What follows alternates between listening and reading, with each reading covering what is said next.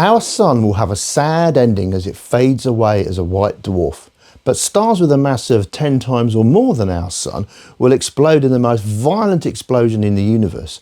Today, we're going to plot the awe-inspiring physics of how a star dies and becomes a black hole.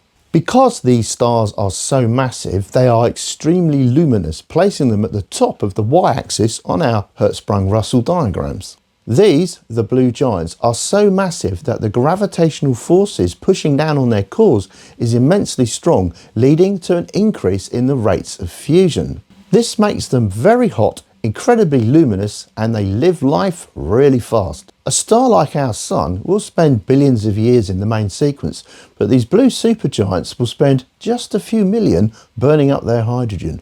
But just like their smaller cousins, these giant stars will eventually run out of hydrogen in their cores. This means that the outward radiation pressure decreases, leading to a collapse of the core. Because of this, the core's temperature will increase, and eventually we reach the point where the fusion of helium can begin. At this stage, a red supergiant forms as the outer layers of the star expand and cool. The smaller stars finish their element building at around about carbon or oxygen, but these massive giants, well, they're just getting going.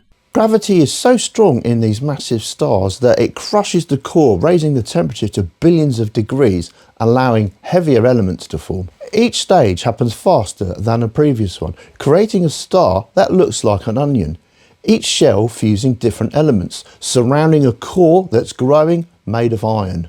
And now the physics gets really interesting. When you fuse together light elements, it's an overall energy releasing system. This therefore provides the radiation pressure to balance the gravitational collapse. But fusing iron naturally consumes more energy than it releases. The second that iron starts to fuse, therefore, we are reducing or switching off the engine that produces the outward radiation pressure. This means that we have upset the balance between the outward and inward forces. In a fraction of a second, the core, which was the size of roughly the Earth, collapses down into something which is the size of a city. The outer layers of star, millions of tons of hot plasma come crashing in at phenomenal speeds and bounce off this core in a titanic shockwave. This is known as a Type II Supernova, and for a few weeks this single star will outshine the entire galaxy that it is part of. It's in this supernova that we have enough energy to create the heavy elements like uranium and gold.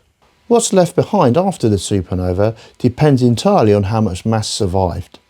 If the mass of the remaining core is somewhere around 1.4 to 3 times the mass of our sun, we get the wonderfully named neutron star.